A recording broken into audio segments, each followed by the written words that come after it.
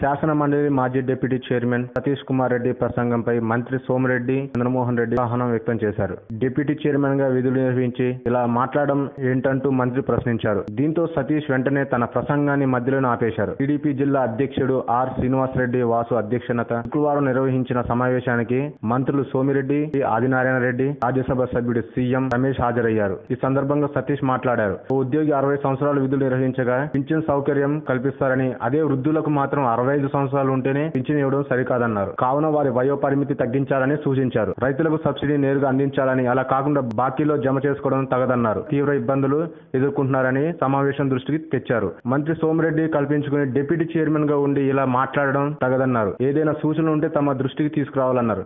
దీంతో సతీష్ ఒకందుకు అసహనం వ్యక్తం చేస్తూ మంత్రికి నచ్చినట్లు లేదని తన ప్రసంగాన్ని ముగిస్తున్నట్లు చెప్పి వెళ్లిపోయారు.